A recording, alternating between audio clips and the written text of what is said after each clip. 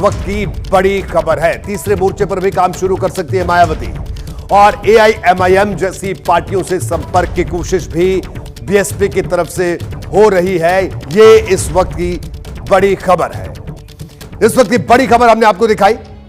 यह खबर इंडिया गठबंधन के नेताओं के सामने एक नई चुनौती खड़ी करने वाली है, क्योंकि अगर मायावती पूरी ताकत के साथ लोकसभा चुनाव में उतरी तो यूपी में अखिलेश यादव, राहुल और जयंत चौधरी की तिगड़ी को करारा झटका लग सकता है।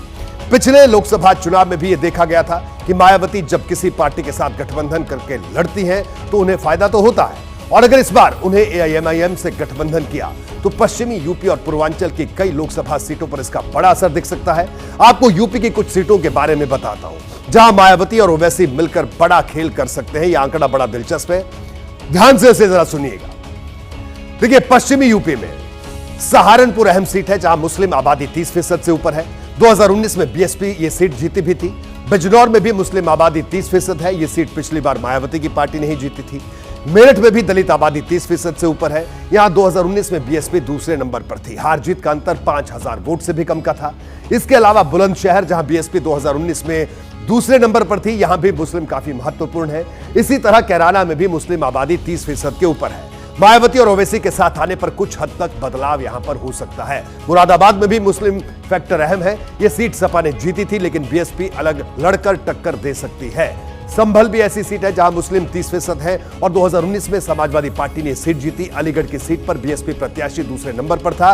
यहां भी मुस्लिम वोटर 30% के आसपास है।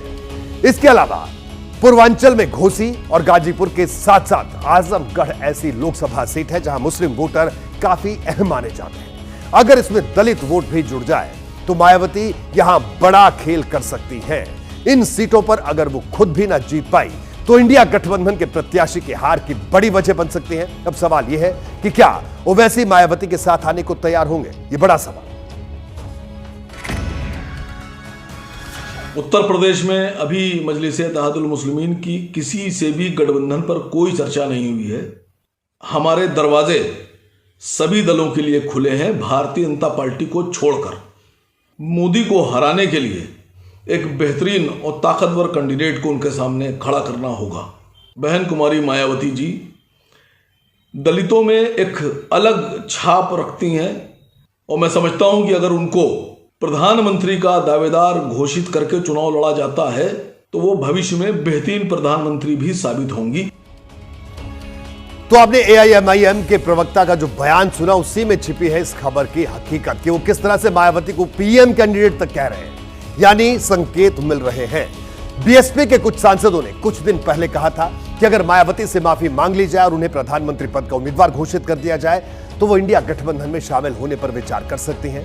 आज प्रधानमंत्री वाली बात ओवैसी की पार्टी की तरफ से भी कही गई। इंडिया गठबंधन के नेता पहले ही ओवैसी से किनारा कर चुके हैं और अब बचती है मायावती, जिनके साथ जाने पर ओवैसी की पार्टी को कोई एतराज नहीं, क्योंकि सियासत में जरूरत पड़ने पर ही दोस्ती के दरवाजे दोनों तरफ से खुल जाते हैं।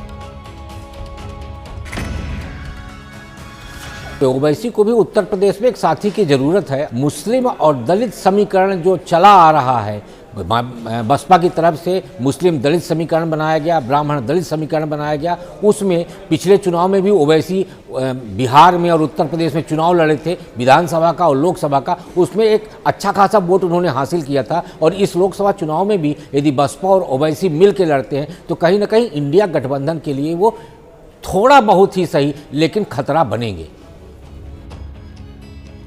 देखिए, मायावती अपने सियासी पत्ते तब खोलती हैं जब चुनाव बेहद करीब हो जाता है। 15 जनवरी को उनका जन्मदिन है। हर बार देखा गया है कि वो अपने जन्मदिन पर पार्टी के कार्यकर्ताओं को संदेश भी देती हैं। ऐसे में इस बार वो अपने कार्यकर्ताओं को जो भी संदेश देंगी वही उनका अंतिम फैसला माना जाएगा। अगर 15 जनवरी को उन्होंने इंडिया गठबंधन और अखिलेश यादव के लिए नरमी नहीं दिखाई तो माना यही जाएगा कि 2024 के लोकसभा चुनाव में वो इस गठबंधन को करारा जवाब देने के लिए उतरने वाली है। जैसे ही घड़ी का काटा दोपहर 2:30 पे आए, बबीता जी का दिल सास बहू साजिश के लिए मचल जाए। और ये है इनकी बहू, पूरे दिन ऑफिस की टेंशन हो जाए गॉन जब ये करें अपना फेवरेट शो फ्री टाइम पे ऑन। इनकी तरह आप भी देखिए अपना फेवरेट शो अपने टाइम पर और डाउनलोड कीजिए एबीपी लाइव ऐप अपने स्मार्ट टीवी पर।